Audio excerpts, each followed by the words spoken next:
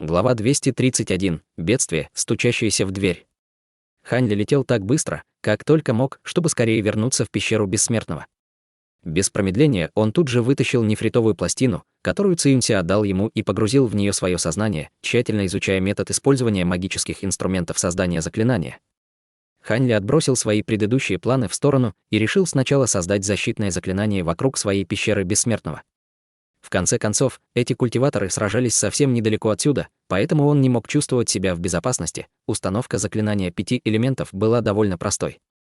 После того, как он установил флажки и пластины заклинания, ему требовалось поместить несколько мелких магических формирований с духовными камнями снаружи центра установки, чтобы обеспечить установку достаточной духовной силой. Таким образом, огромное заклинание могло немедленно начать функционировать.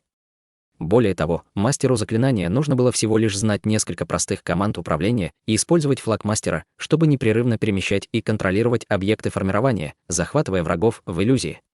Хань Ли вставил флажки формирования и зарыл пластины. Затем он неохотно вложил в него несколько духовных камней среднего ранга. Это была половина всех духовных камней, которыми он обладал, так что эта потеря больно ранила его в самое сердце большую половину дня. Но поскольку он не хотел уменьшать силу этой великой установки, ему пришлось смириться с расставанием со своим богатством. Хотя если бы он обменял некоторые духовные растения в торговом городе, то он смог бы заполучить большое количество духовных камней, однако вероятность того, что другие узнают его секрет и станут расспрашивать, увеличится втрое. Ему приходилось быть максимально осторожным, иначе, вполне вероятно, что он тоже мог подвергнуться такому нападению, как он видел недавно. Проверив работу своей магической установки, он пришел к выводу, что она была довольно эффективной, хотя ее специфическую защитную способность можно было проверить только во время вторжения врага. Однако ее способность покрыть полностью ближайшие несколько акров окрестностей его пещеры Бессмертного без малейших отклонений очень даже стоило того. Почувствовав себя в безопасности, Хань Ли вернулся в свои покои и начал думать о своей культивации. Для того, чтобы получить хотя бы малейший шанс войти в стадию формирования ядра, он должен был бы обладать совершенной техникой культивации и таким талантом, который встречался раз на 1000 человек, а также величайшей судьбой. Это было просто невозможно сравнить со стадией заложения фундамента. В конце концов, для стадии заложения фундамента требовались только достаточные способности и 1 или 2 гранулы заложения фундамента, и при этом шансы были довольно большими. Совсем противоположная ситуация складывалась со стадией формирования ядра. Даже обладая всеми вышеупомянутыми обстоятельствами, культиваторов, действительно способных войти в стадию формирования ядра, было немного.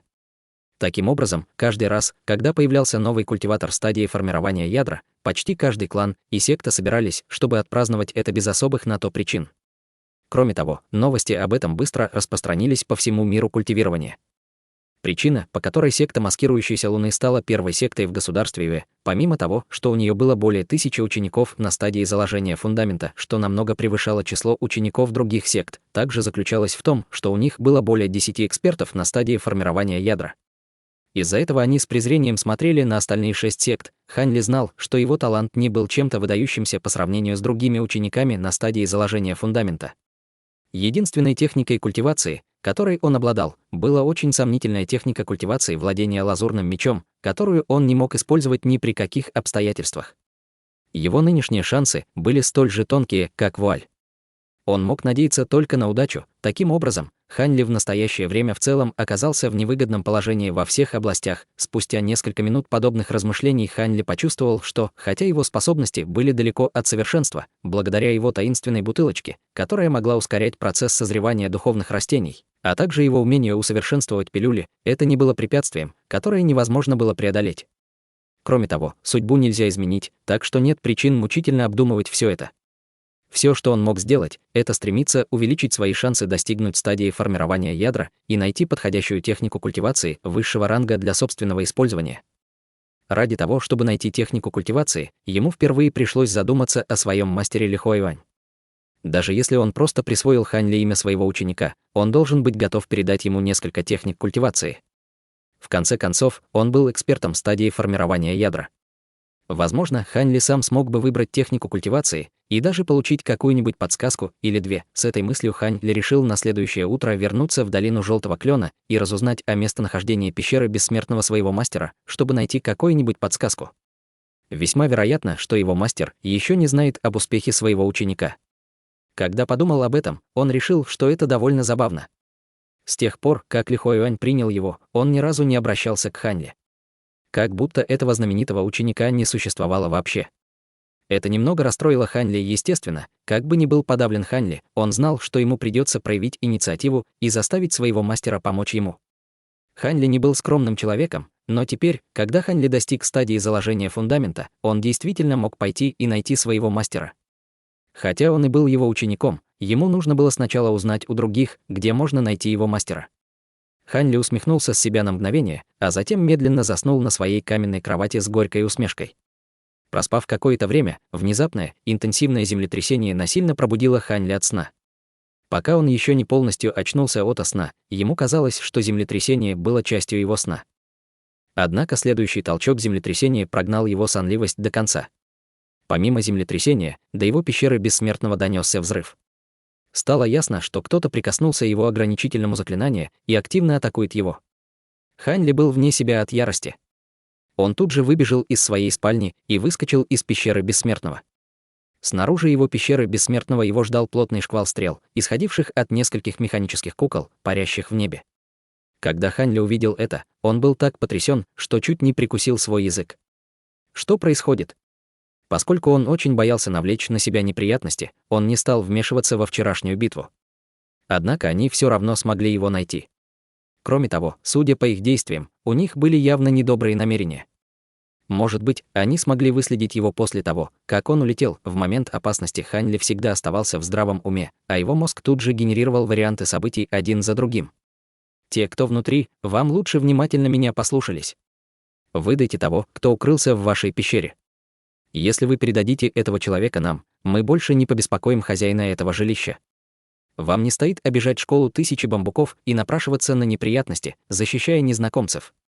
Даже при жестоком нападении этих людей, их попытка уничтожить возобновляющееся заклинание 5 элементов не произвела видимых эффектов. Голос, который призывал выдать Хань Ли, доносился с неба и принадлежал Хуан Луну. Услышав это, Хань Ли тут же подскочил. На небе вместе теми марионетками висел зеленый нефритовый плот. На нем стояло 6 или 7 человек в разной одежде во главе с Хуан Луном. За ним стояли мужчина и женщина, которых Хань Ли видел раньше, а также 4 других высоких мужчины, которые выглядели совершенно одинаково. Похоже, что они были подкреплением из школы Тысячи Бамбуков. Когда Хань Ли услышал, что они хотят, чтобы они выдали кого-то, он был поражен. Полный сомнений, он посмотрел в центр своей установки и увидел неподвижного человека, лежащего лицом вниз у входа в свою пещеру. Неизвестно, был он мертв или жив. Когда Хань Ли увидел эту фигуру, все сомнения исчезли. Он яростно проклинал его в глубине своего сердца. Казалось, этот старший боевой брат Линь бежал сюда, чтобы скрыться от них, бежать, и как-то образом вошел в пещеру Хань Ли. Поскольку он доставил Хань Ли столько неприятностей, что он должен был сделать? Но видя, как его ограничительное заклинание удерживало его оборону под таким неистовым натиском, Хань Ли почувствовал себя в безопасности и уже не был так взволнован, как был сначала. Нахмурившись, он направился к старшему боевому брату Линю, держа флаг мастера заклинания в руке. Хань Ли пришлось 2 руками перевернуть его на спину. Тщательно осмотрев его, Хань Ли почувствовал отвращение и не мог сказать ни слова. Это потому, что он не мог подобрать слова мертвому человеку. Старший боевой брат Линь уже давно перестал дышать, его лицо почернело от следов крови. Хань Ли вздохнул. Немного поколебавшись, он потянулся к его груди. Хань Ли хотел найти его марионеток в сумке, поскольку его очень интересовала эта техника боя. Но как только рука Хань Ли распахнула его куртку, слабый зеленый шар света внезапно вылетел оттуда и бросился в лицо Хань Ли, словно падающая звезда. Хань Ли вскрикнул от испуга и упал назад, однако рука Хань Ли внезапно вспыхнула белым светом и со скоростью молнии схватила этот зеленый шар. Легкий шар, который он схватил, казалось, застонал от боли. «Младший боевой брат, пожалуйста, пощадите меня». «Младший боевой брат, я был полностью оскорблен кланом Цу, у меня не было другого выбора. Если младший боевой брат поможет мне, я гарантирую, что щедро награжу вас». Голос спокойного старшего боевого брата Линь проник в сознание Хань Ли и пообещал большую награду. «Вы пытались овладеть моим телом только что». Хань Ли не обратил внимания на соблазн призрака. Все так, как сказал младший боевой брат. Однако в то время я был в растерянности. Я, конечно, компенсирую испуг младшей боевого брата.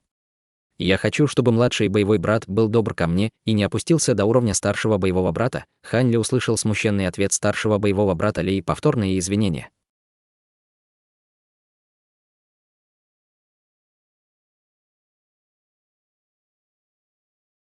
Глава 232. Техника великого развития.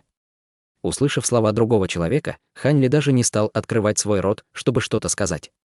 Вместо этого он опустил голову и начал думать, крепко схватив первозданный дух того человека своей светящейся белым светом рукой. Спустя какое-то время Хань Ли поднял голову и холодно сказал: «Если бы вторжение твоего духа не застало меня врасплох, вы бы помиловали меня.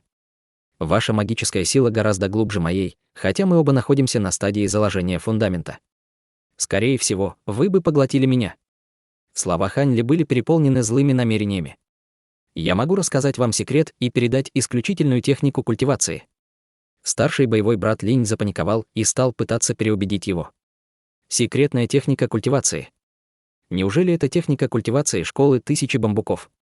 Безразличное предложение Хань Ли немедленно заставило вспыхнуть зеленый свет первозданного духа. Кроме того, тот заговорил, заикаясь: «Откуда вы знаете об этом? Вы? Вы тот, кто вчера шпионил?» В это время старший боевой брат Линь наконец понял, что произошло. «Ладно, поскольку вы знаете, что я ничем не могу помочь вам в вашей ситуации, вам придется все мне рассказать. Иначе я тут же уничтожу ваш истинный дух», — проговорил Хань Ли очень небрежно, в результате чего дух в его руке задрожал. «Вы ведь слышали вчера все, что произошло, разве нет?» Старший боевой брат Линь протяжно выдохнул и тихо спросил. Тем временем, люди из школы тысячи бамбуков снаружи формации, видя, что никакого ответа не поступало, постепенно стали терять терпение. Они выпустили своих кукольных зверей, начиная новый раунд атак. Огромное формирование снова ожило, но внутри по-прежнему было спокойно так же, как и раньше, за исключением кое-какого шума и подземных толчков. Младший боевой брат, что за странная формация? Она может противостоять этой жестокой атаке. Она слишком невероятна. Старший боевой брат Линь вмешался, увидев эту сцену. Он специально говорил слишком удивленно. «Не волнуйся о моем заклинании и не меняй тему разговора. Мне нет дела до вашей междоусобной борьбы школы тысячи бамбуков. Все, что я хочу знать, есть ли у вас часть техники великого развития, и можете ли вы передать мне какие-либо замечательные способности, которые вы культивировали. Если вы специально хотите тянуть время, я немедленно уничтожу вас», — холодно проговорил Хань Ли, нахмурив брови. Затем белый свет на его руке внезапно засиял ярче, что мгновенно заставило истинного духа старшего боевого брата Линь вскрикнуть. Это техника великого развития, оригинальная, секретная техника, созданная предком-основателем моей секты. Эта секретная техника специально используется для значительного увеличения божественной сущности, а также для раскола истинного духа. Это также необходимая техника культивации нашей школы тысячи бамбуков для использования марионеток. Только когда человек культивирует эту технику, он может разделить свою божественную сущность на огромное количество марионеток и с легкостью контролировать их. В противном случае, какой бы был толк, если бы я усовершенствовал больше кукол, если бы не смог контролировать их всех сразу? Торопливо проговорил старший боевой брат Линь, испугавшись Хань Ли. Поскольку это базовая техника культивации школы тысячи бамбуков, почему вам все еще нужно завершить ее? Вы даже упомянули о другой половине. Что все это значит?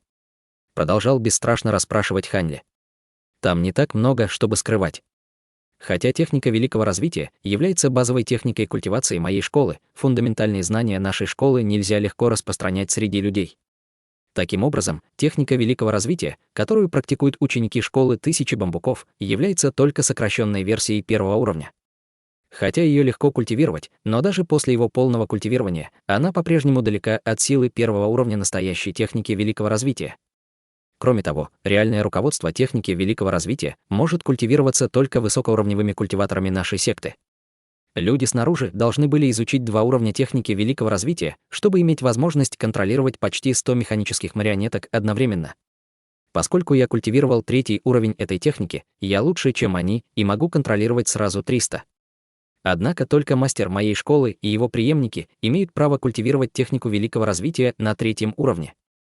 Во время восстания в секте школы тысячи бамбуков мой отец выступил против нынешнего мастера школы Цзиня Нантяня, тогда полное руководство этой техники было похищено. Я, как молодой мастер школы, в то время занимали делами за ее пределами. Поскольку я не мог ничего поделать в этой ситуации, мне пришлось инсценировать свою смерть и спрятаться в государстве Юэ в 5000 километров отсюда.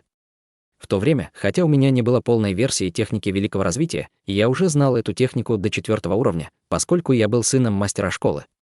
Таким образом, я собрал первую половину техники. Изначально я хотел провести здесь последние годы своей жизни, но кто знал, что мой прорыв к третьему уровню техники великого развития был не за горами. Из-за этого у меня возросло желание мести. В минуту слабости я связался с группой моих преданных подчиненных, попросив их украсть заклинания для последних 3 уровней для меня, но кто знал, что все обернется этим. Я не знаю, попали ли они в плен после того, как не смогли украсть его, или же именно они и предали меня. В этот раз старший боевой брат Линь говорил обо всем очень подробно, но когда его рассказ подошел к концу, его голос был наполнен гневом и негодованием. Хань Ли холодно наблюдал, как истинный дух другого человека выражал свой гнев и не делал ничего. Когда другой человек наконец немного успокоился, он продолжал допрашивать без намека на вежливость, в чем именно секрет, о котором вы только что упомянули. Это. Я надеюсь, что Будь уверен, я все сейчас вам расскажу. Истинный дух старшего боевого брата Линь немного колебался, как будто он хотел предъявить ему какие-то условия. Однако Хань Ли не дал ему возможности говорить дальше. Он тут показал ему новую порцию мучительной боли, почти разрушив истинный дух. Это мгновенно изменило голос другого человека. Если вы не хотите по-хорошему, то давайте по-плохому. Вам же будет лучше, если вы не будете мне ставить никаких условий, прежде чем рассказывать мне все, что я хочу услышать. Голос Хань Ли был холодным и пронзительным. Старший боевой брат Линь был полностью потрясен злобной тактикой Хань Ли и тут же испугался. На самом деле этот секрет связан с техникой великой развития. Кроме того, он широко распространен в высших эшелонах школы Тысячи Бамбуков. Однако, никто не знает, правда это или нет. Когда мой отец все еще был здесь, он втайне рассказал мне, что вероятность того, что этот секрет был правдой, около 60%. Я не знаю, когда это началось, но в высших эшелонах нашей школы тайно распространился слух, что любой, кто культивировал технику великого развития на достаточно высоком уровне, мог достигнуть стадии формирования ядра гораздо легче, чем обычные культиваторы, и им было бы легче сделать прорыв. Это было связано с тем, что успех наследника предыдущего мастера школы в формировании ядра был необычайно высок. После непродолжительной паузы он продолжил рассказывать Хань Ли. Это может повысить успех культивации до стадии формирования ядра. Изначально холодный тон Хань Ли внезапно изменился. Да. Если младший боевой брат желает помочь мне найти труп, чтобы я мог его усовершенствовать и контролировать, я готов поделиться методом культивации первых 4 уровней этой техники с младшим боевым братом. Впоследствии мы сможем объединить наши силы и разработать способ, чтобы забрать оставшиеся уровни техники у сына этого вора по фамилии Цзинь. Тогда мы сможем достичь формирования ярда. Ведь так будет намного быстрее. Он пытался убедить Хань Ли помочь ему. Однако Хань Ли только хмыкнул и ничего не сказал. Вместо этого он снова опустил голову и начал горько думать, заставив старшего боевого брата Линь снова почувствовать себя неловко. Существует только шанс на 60%, что он может повысить вероятность успеха до стадии формирования ядра. Хань Ли внезапно поднял голову и пробормотал. Выражение его лица было очень серьезным. Младший боевой брат, шанс в 60% уже достаточно хорош. В конце концов, это связано с возможностью войти в стадию формирования ядра. Так что мы можем, по крайней мере, попробовать. Поспешно добавил старший боевой брат Лин, увидев это. На самом деле, то, что сказал ему его отец, не было шансом в 60%, а скорее в 30%. Но он намеренно увеличил показатель успеха. Насколько сложно культивировать технику великого развития? Помимо увеличения своей божественной сущности, можно ли увеличить силу своей культивации? Кроме того, как долго старший боевой брат Линь был на стадии заложения фундамента и как долго вы культивируете технику великого развития? Неожиданно спросил Хань, подняв брови. Скорость культивации достаточно, и она может немного улучшить силу вашей культивации, и я успешно достиг стадии заложения фундамента более 100 лет назад. В то время мне было всего 20 лет. Я начал культивировать технику великого развития после достижения стадии заложения фундамента. Почему младший боевой брат задает все эти вопросы? Старший боевой брат Линь не думал, что другой человек вдруг задаст целый ряд вопросов. Он слегка заикнулся и смог ответить только на первые 2 вопроса, потому что у него не было времени подготовиться к ответу. Однако он очень четко ответил на 2 последних вопроса. Выражение лица Хань Ли немного смягчилось, как если бы он был очень доволен ответами другого человека. Однако правая рука, державшая истинный дух старшего боевого брата Линь, вдруг вспыхнула ярким белым светом, а затем он плотно сомкнул пальцы. Истинный дух в его руке только успел испустить последний крик, прежде чем он мгновенно превратился в звездный свет, навсегда исчезнув из этого мира. Какое ужасное совпадение!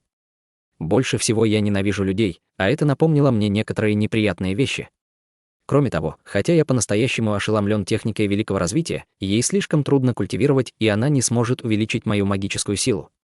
Разве я могу культивировать ее в качестве моей основной техники культивации?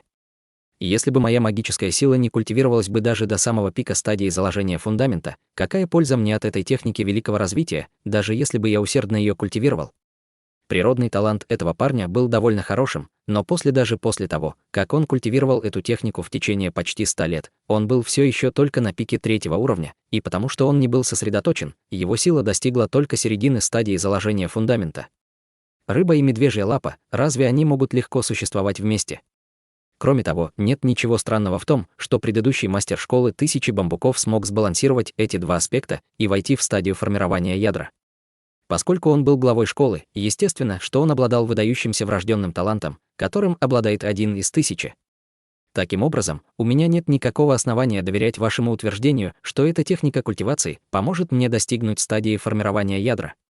Я определенно не отношусь к тем гениям, так что вероятность того, что я смогу культивировать как свою собственную магическую силу, так и технику великого развития в любой глубокой точке, крайне мала. Хуже всего то, что у него даже нет всей техники великого развития, и вы предлагали мне стать врагом вашей школы. Разве это не верный путь к самоубийству? Даже если бы я отпустил вас, кто бы мог гарантировать, что вы не затаите на меня обиду и не убьете меня? Так что, пожалуйста, скажите мне, исходя из этих причин, разве я мог оставить вас в живых? Пробормотал про себя Хань Ли, глядя на правую руку, которая унесла жизнь культиватора стадии заложения фундамента.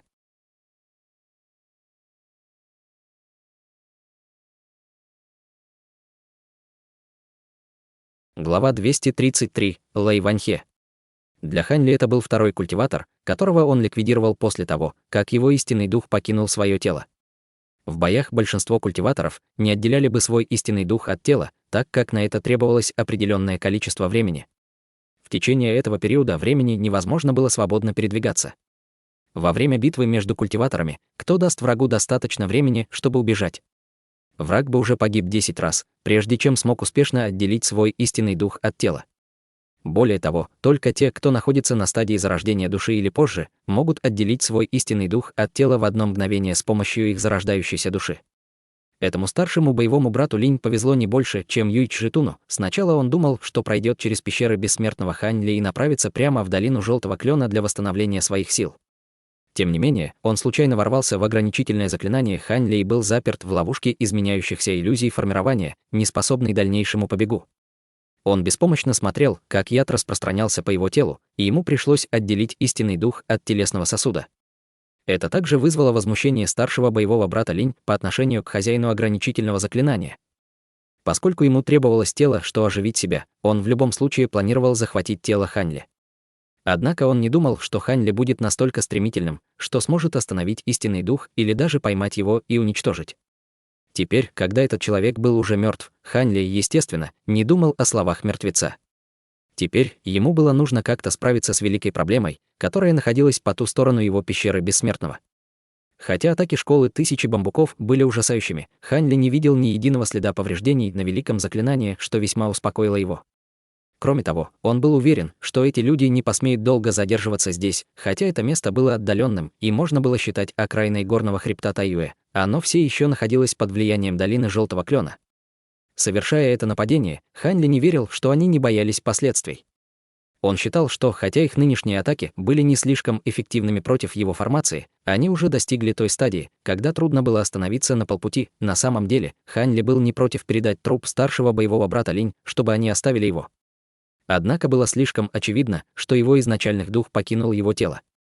Если они обнаружат это, то он определенно не сможет от них отделаться. Таким образом, было бы лучше сделать как страус и спрятаться в великой формации. В любом случае, другая сторона не смогла бы прорваться сквозь это заклинание. Решив так, Хань Ли мог только хвалить себя. На самом деле он считал, что это было отличным шансом испытать его ограничительное заклинание. В противном случае он, несомненно, стал бы их узником без малейшего сопротивления. Однако, хотя в настоящее время, похоже, не было никаких проблем с его заклинанием, Хань Ли не осмеливался вернуться в свою пещеру бессмертного и продолжить спать. Он просто принес из пещеры каменный стул, сел и опустил глаза. Поскольку эти люди использовали марионеток для нападения, Хань Ли был несколько обеспокоен такой интенсивной атакой. Спустя 2 часа неизбирательных атак Великое формирование, наконец, показало первые признаки изменения. Формирование, которое изначально было спокойным, как вода в пруду, начало мерцать с бледно-голубым светом. Формирование, покрывающее небо, сверху вниз прокатилась рябь, словно на воде. При виде этого возбуждения людей из школы тысячи бамбуков стало нарастать. В конце концов, это означало, что формацию можно разрушить силой. Если применить еще больше силы, что можно было разрушить его. По правде говоря, если бы барьер сохранил свой изначальный облик, Хуан Лун и другие могли бы отступить. Пока ученики школы тысячи бамбуков планировали более свирепое наступление, выражение Хань Ли слегка изменилось, как вдруг издали раздался громовой рев. «Как вы посмели вторгнуться на территорию горного хребта Тайюэ нашего государства, да еще и напасть на пещеру бессмертного из нашей секты? Вам что, жить надоело? Тогда я помогу вам». Этот рев прозвенел даже в ушах Хань Ли, который находился под защитой ограничительного заклинания, не говоря уже о тех, кто находится за пределами формирования. Рев был настолько сильный, что нападавшие чуть не попадали с лодки, поскольку та начала раскачиваться. Это культиватор стадии формирования ядра. Скорее, отступаем. Хотя Хуан Лун казался грубым и свирепым, он был самым проницательным среди них. Таким образом, услышав голос этого человека, его лицо мгновенно потемнело, и он сразу же понял, что нужно убегать, однако стало ясно, что Хуан Лун недооценил скорость полета и неизмеримую магическую мощь культиватора стадии формирования ядра. Пока эти люди в панике отзывали своих марионеток и намеревались бежать, на горизонте внезапно появились гром и молния. Белый свет промелькнул по небу и мгновенно оказался рядом с ними. В мгновение ока он оказался перед ними, напугав их настолько, что их душа чуть не покинула тело. Они перестали собирать оставшихся кукол, а вместо этого соскочили, чтобы спастись в одиночку. Тем не менее, огромная полоска серебряного света, длиной более 30 метров, просто не оставила Хуан Луну и его компании никакого шанса. Полоса света внезапно разделилась на 6 или 7 более мелких полос серебристого света, окружив всех учеников школы тысячи бамбуков, которые пытались улететь. «Господин, пожалуйста, пощадите нас». «Мы?» Хуан Лун испугался и пытался торопливо что-то сказать. Однако эти серебряные огни не остановились ни на секунду. Они окутали их, а затем раздалось несколько ударов грома, и все люди, которые тщетно пытались убежать, превратились в пепел. Хуан Лун также не избежал этой участи. В этот момент все серебряные огни слились воедино, превратившись в толстяка. Его глаза были словно 2 щели. Его подбородки состояли из множества слоев, так что сложно было подсчитать, сколько именно их там было. Его талия была толщиной с бочку. Это, несомненно, был самый толстый человек, которого Хань Ли видел в своей жизни. Но именно этот человек смог стать культиватором стадии формирования ядра. Судя по всему, среди тех техник, которые он использовал, казалось, что у него есть молниеносный атрибут, который привел его духовные корни к мутации. Это вызвало у Хань Ли большой шок. Независимо от его внешнего вида, этот человек действительно уничтожил людей, которые окружили Хань Ли. Кроме того, он был старейшиной из долины Желтого Клена. Увидев, как тот уничтожил нападавших из школы тысячи бамбуков, Хань Ли тут же открыл свое ограничительное заклинание и поспешил поприветствовать этого человека на своем магическом инструменте. Оказавшись перед толстяком, Хань Ли почтительно поприветствовал его. Боевой племянник Хань Ли выражает свое почтение старшему боевому дяде. «Я вам премного благодарен за оказанную помощь. Если бы не старший боевой дядя, моя дальнейшая жизнь была не гарантирована». Когда Хань Ли подлетал, толстяк стал пристально разглядывать его своими глазами, щелками. Увидев, что Хань Ли почтительно поприветствовал его, на его огромном лице появилась легкая улыбка. Похоже, у него было очень хорошее первое впечатление о Хань Ли. «Я ваш боевой дядя, Лэй Ваньхэ. Ты можешь называть меня просто старшим боевым дядей Лэй? Как эти люди из школы тысячи бамбуков могут напасть на тебя без причины? Может быть, ты спровоцировали их?» Толстяк будто смотрел ему в душу. Стало ясно, этот старший боевой дядя Лэй был умным человеком, которого не так легко обмануть. Хань Ли внутренне вздрогнул, но выражение его лица оставалось спокойным. Он тут же объяснил всю ситуацию старшему боевому дяде, опуская некоторые ненужные детали. Разумеется, Хань Ли не упоминал о своих делах в торговом городе Небесной Звезды или об уничтожении истинного духа старшего боевого брата Линь. Слушая его объяснение, Лэй Ваньхэ оставался спокойным, но когда он услышал, что старший боевой брат Линь умер от яда внутри формирования, он сказал: «Значит, он оказался человеком из школы тысячи бамбуков». Я знал, когда мы приняли его в долину Желтого Клена, он принесет только одни неприятности. Однако я не думал, что даже после стольких лет группа людей по-прежнему попытается его убить. Великий мастер школы Цзинь слишком узколобый. На лице старшего боевого дяди Лэй Ваньхэ не было и следа печали. Слегка вздохнув, он спросил, где труп боевого племянника Линя. «Приведи меня туда». «Как пожелаете». Разве мог Хань Ли ему отказать? Он поспешно привел его в свое великое формирование. Пока Хань Ли шел, он радовался внутри своего сердца. К счастью, поскольку он был занят людьми из школы тысяч бамбуков, он не успел осмотреть сумку на теле старшего боевого брата Линя.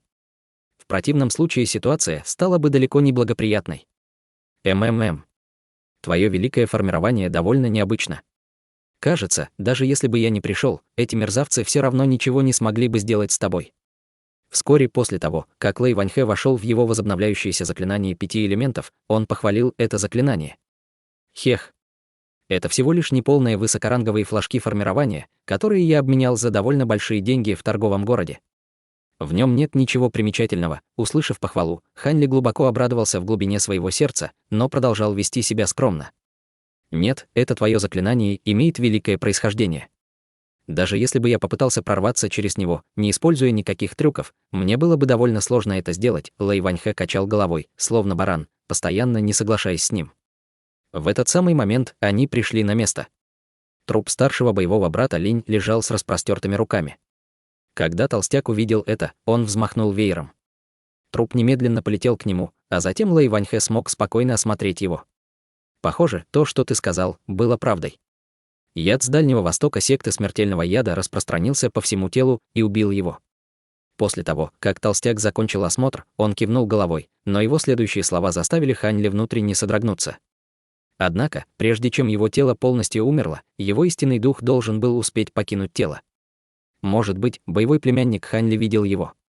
Толстяк бросил труп на землю и спокойно спросил Хань Ли.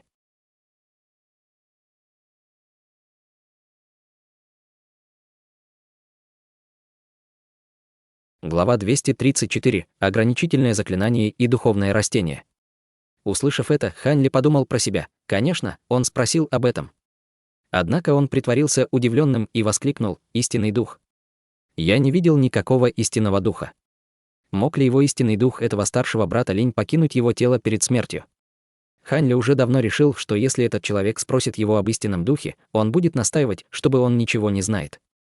Как он мог сказать своему старшему боевому дяде, что он уничтожил истинный дух после того, как тот попытался овладеть им? Ты не видел? Толстяк какое-то время смотрел на Хань Ли с загадочной улыбкой. Под этим взглядом Хань Ли чувствовал себя несколько неуверенно, а его сердце забилось быстрее.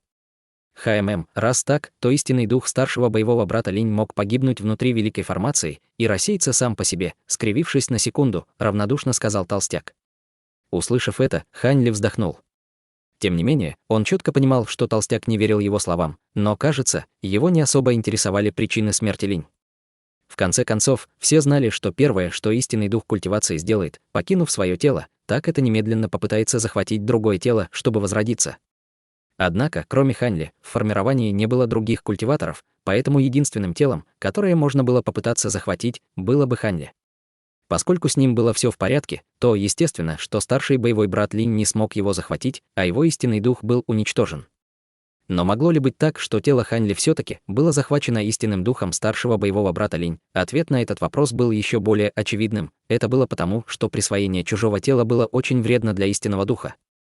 Даже если оно прошло успешно, невозможно было так легко взять под контроль управление чужим телом, по меньшей мере, ему бы потребовалась неделя на восстановление.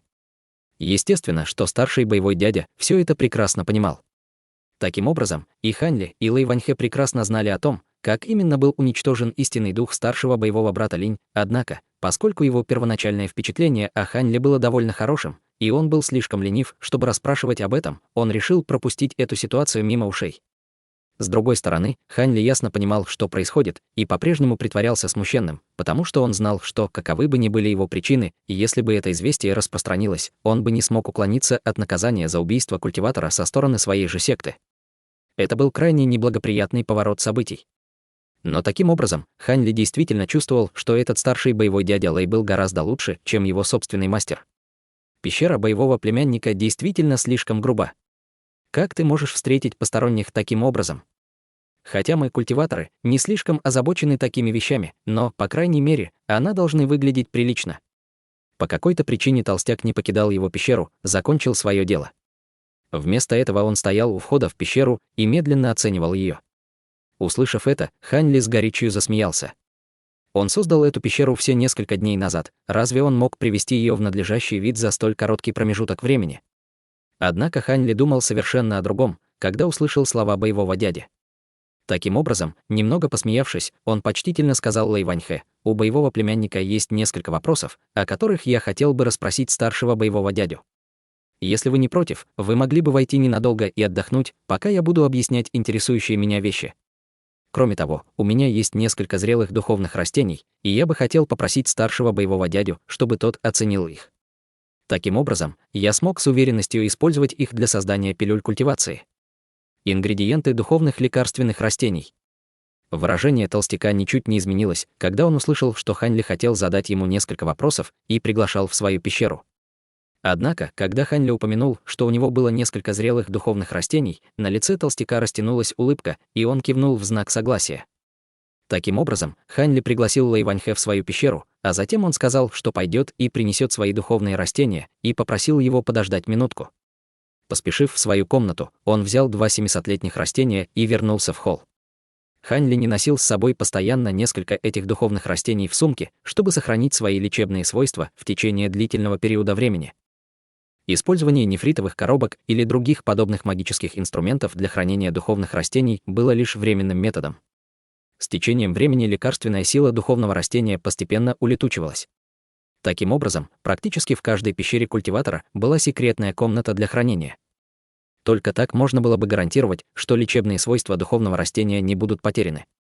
Однако из-за того, что Хань Ли беспокоился о том, что духовное чутье старшего боевого дяди было настолько экстраординарным, что позволяло бы ему увидеть предметы, спрятанные в его комнате для хранения, а также источник духовной энергии, он активировал духовное чутье возобновляющегося заклинания 5 элементов, чтобы заблокировать магию.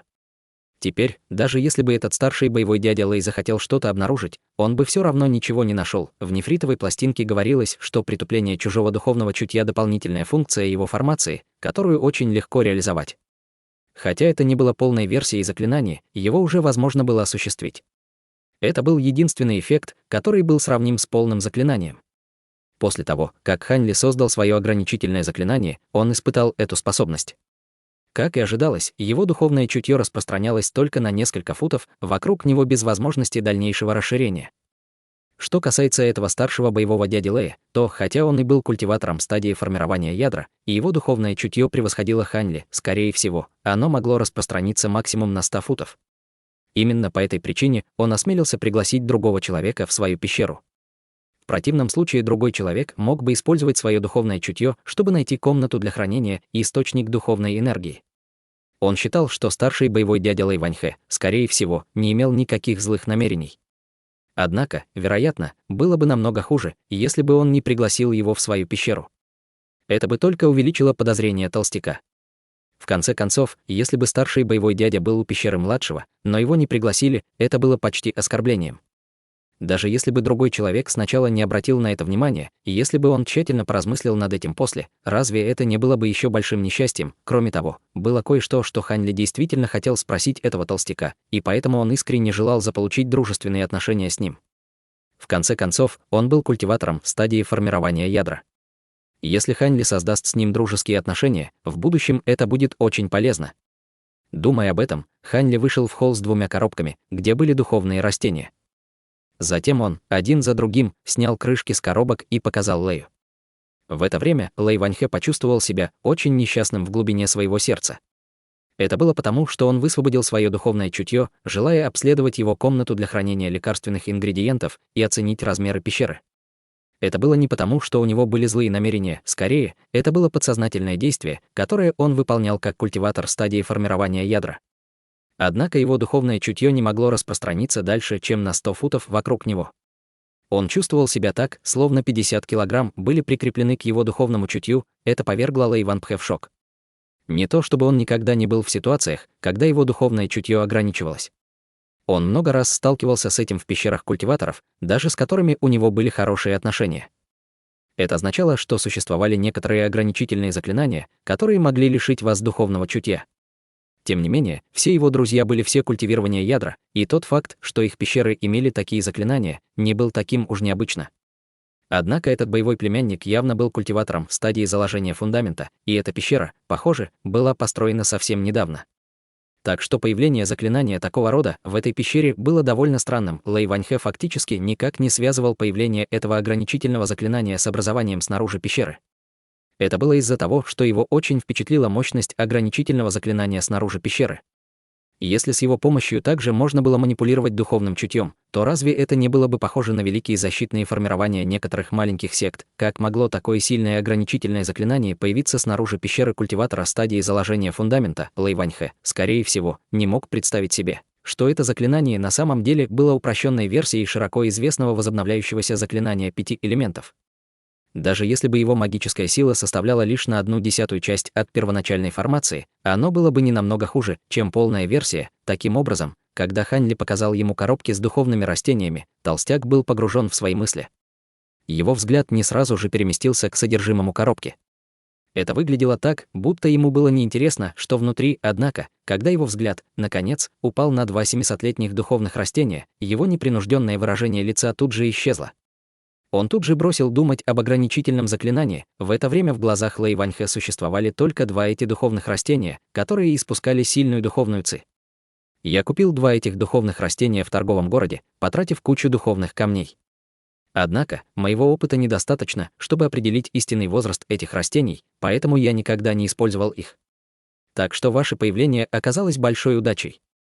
Вы можете помочь мне определить их возраст? Казалось, Лэй Ваньхэ вообще не слышал, что сказал ему Хань Ли. Он небрежно хмыкнул несколько раз, прежде чем поднять духовное растение и тщательно осмотреть. Хань Ли тайно следил за выражением лица другого человека, очень осторожно и слегка улыбался в его сердце. Кажется, он выбрал правильные духовные растения. Он слышал, как другие упоминают о том, что потребности культиваторов стадии формирования ядра в духовных растениях значительно превосходило потребности культиваторов фонда. Достигнув стадии формирования ядра, они не могли с легкостью войти в стадию зарождающейся души. Просто повышать свою магическую силу было довольно сложно. Таким образом, культиваторы ядра принимали большое количество духовных пилюль, чтобы повысить свою магическую силу.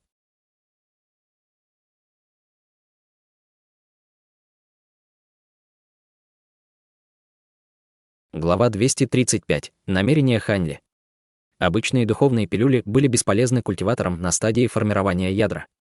Только духовные пилюли, усовершенствованные из ингредиентов, возраст которых превышал несколько тысяч лет, и несколько духовных растений, которые содержали в себе энергию неба и земли, могли увеличить скорость их культивирования.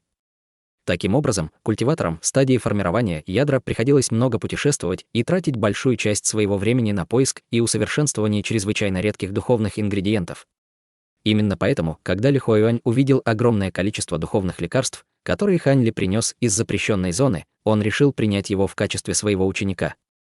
Он был поистине алчным до духовных растений неба и земли, фактически, даже если это был другой культиватор стадии формирования ядра вместо Ли Хуаюня, маловероятно, что они бы оставили все духовные растения Хань Ли.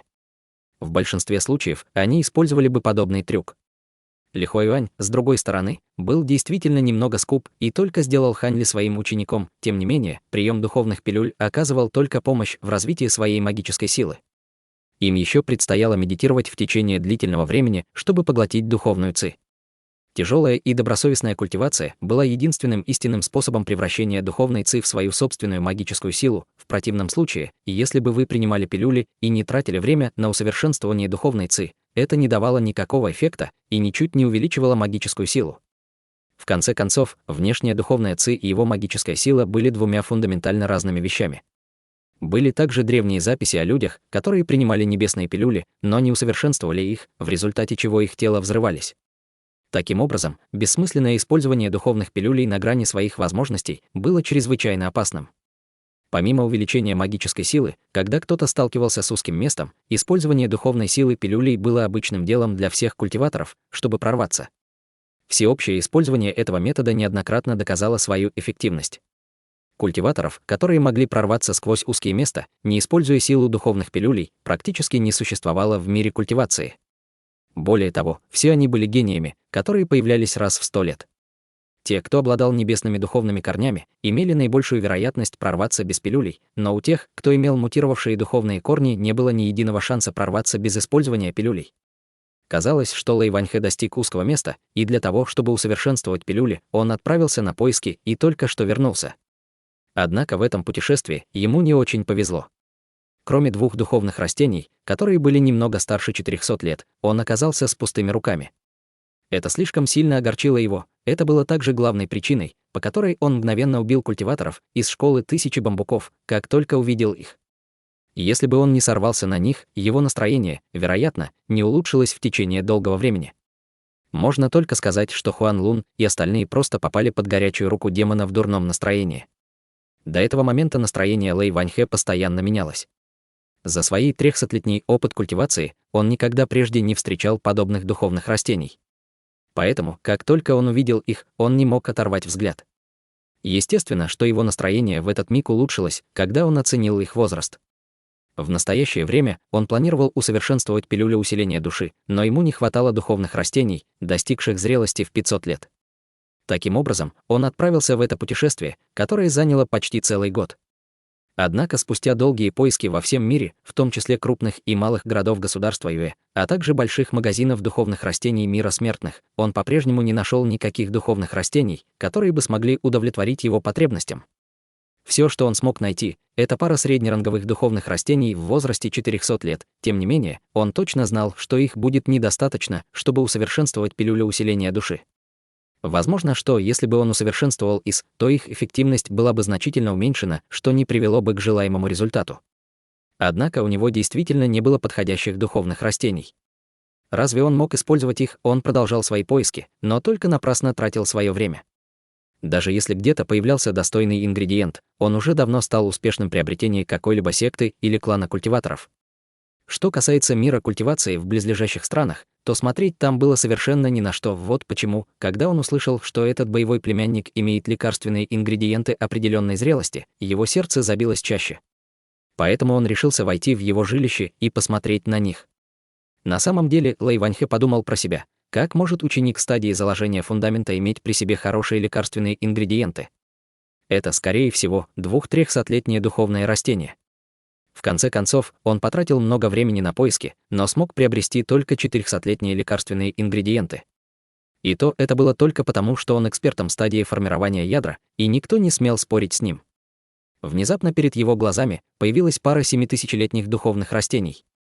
Это привело его в полное недоумение и чрезмерную радость от удивления. Таким образом, пока он смотрел на них, якобы оценивая, он уже думал о том, как бы попросить боевого племянника, чтобы тот передал их ему. В конце концов, оставлять такие редкие растения в руках боевого племянника было слишком. Только он, культиватор стадии формирования ядра, сможет использовать весь их огромный потенциал, усовершенствуя в своей пилюле. Тем не менее, он был также старым хитрым лисом, который много чего повидал за свою жизнь. Ему тут же пришла в голову гениальная идея. Кашлянув пару раз, он неохотно возвратил духовные растения в коробку, повернулся к Хань Ли и Це дружелюбно сказал: «Два этих духовных растения – действительно редко встречающая вещь. Им больше 600 лет. Боевой племянник, должно быть, пролил немало крови, чтобы приобрести их». Верно. Я потратил немало сил, чтобы приобрести их на аукционе в секретном магазине. Тогда там было даже и 1000-летнее духовное растение, но, к сожалению, у меня не было возможности приобрести его. Я мог только беспомощно смотреть, как другие купили его. «Это очень расстроило меня», — сказал Хань Ли, скрывая всю правду. В секретном магазине были даже 1000-летние травы. Когда толстяк услышал это, он чуть не вскочил со своего каменного сиденья. Услышав, что Хань Ли говорит об этом печальным тоном, он также почувствовал сильное горе. Казалось, что его пронзили в самое сердце. Кто бы мог подумать, что культиватор стадии формирования ядра, который так сильно напрягался в поисках духовных растений, посетил все секретные магазины 7 или 8 кланов, но случайно пропустил это. Если бы он был там, никакое такое сокровище не смогло бы ускользнуть из его рук. Даже если бы ему пришлось потратить множество духовных камней, он был бы готов. Рассматривая такую редкую и прекрасную возможность, он посмотрел на того мальчишку, который предоставил ее. Задыхаясь от ярости, толстяк хотел схватить Хань Ли за шею и допросить его. И он сделал бы это, несмотря на то, что четко знал, что другая сторона является учеником на стадии заложения фундамента, который не мог позволить себе такой чрезвычайно дорогой предмет. Хорошо. Не смог так не смог. Возможно, в будущем появится еще одна возможность. Но толстяк, в конце концов, успокоился и попытался сказать несколько слов в утешение Ханьли. Толстяк по-прежнему собирался приобрести 2 эти 700-летних растения. Он не мог позволить им ускользнуть у него из-под носа. Боевой племянник Хань, как ты собираешься их использовать? Возможно, ты собираешься передать их специалистам по усовершенствованию пилюль. Но как твой боевой предок, я должен предупредить тебя, что эксперты по усовершенствованию пилюль в нашей долине Желтого Клена поистине ужасны. Если бы ты оставишь им такие драгоценные вещи, есть вероятность, что они обманут тебя. Твои потери будут поистине велики. Искренне посоветовал толстяк. Разве я могу отдать их на усовершенствование? Я собирался их использовать, чтобы обменять на несколько предметов. В конце концов, чтобы купить эти растения, я потратил целое состояние. Разве я могу так легко упустить их? Ханьли покачал головой. Его слова заставили Лэй Ваньхэ почувствовать себя очень удивленными, но в то же время он чувствовал радость от того, что все идет по его запланированному сценарию. И тут же в его голове возникла другая мысль. Этот боевой племянник хочет обменять духовные растения на какие-то предметы. Это все, что он хочет. Разве я, культиватор стадии формирования ядра, не смогу удовлетворить его желаний? Это хорошая возможность абсолютно честно обменять их. С этой мыслью глаза Лэй Ваньхэ стали более узкими из-за улыбки, заставляя его казаться все более любезным. Какие вещи хочет боевой племянник Хань? Коллекция, я приобрел за последние несколько сотен лет, не маленькая. Возможно, у меня есть вещи, которые удовлетворят боевого племянника, радостно сказал Жирный, моргнув глазами. Ах! Неужели старший боевой дядя хочет эти духовные растения? Если это так, то я могу подарить их вам в качестве подношения ученика. В этот момент Ханьли, похоже, все понял это и быстро поговорил с благоговением. Когда Лэй Ваньхэ увидел, что Ханьли так сообразителен, что не стал поднимать вопрос об обмене и вместо этого сразу предложил растения в качестве подарка, он почувствовал себя очень счастливым. Он чувствовал к Ханьли всю большую симпатию. Однако толстяк хотел оба духовных растения. И он не мог упустить их из своих рук. В результате Лэй Ваньхэ махнул рукой и величественно сказал: «Боевой племянник Хань, разве я похож на того, кто жаждет вещей своих учеников? Не стесняйся, скажи прямо, что тебе нужно. Боевой предок немедленно найдет это и обменяется с тобой. Я абсолютно не позволю боевому племяннику понести какие-либо потери. Хотите обменять его на магический инструмент высшего класса? Или какие-нибудь духовные пилюли, которые тебе нужны?» Когда Ханьли услышал это, он очень обрадовался. Ему пришлось совершить столько маневров, чтобы толстяк предложил ему это. Однако он сделал невинное лицо и нерешительно сказал: «Я не стану скрывать этого от старшего боевого дяди Лэя. Меня очень интересует до усовершенствования пилюль. Однако хранилище в зале Юэлу не имеет каких-либо практических рецептов для усовершенствования. Позже я узнал, что навыки усовершенствования пилюль почти исчезли. Современные навыки усовершенствования пилюль были получены путем многих проб и ошибок боевых предков в течение нескольких десятков поколений, либо были обнаружены в древних руинах. Каждый из них так же драгоценен, как и его собственная жизнь, и его нелегко приобрести. Поэтому я хотел использовать 2 этих духовных растения для обмена на формулы таблеток, которые бы я мог использовать для себя.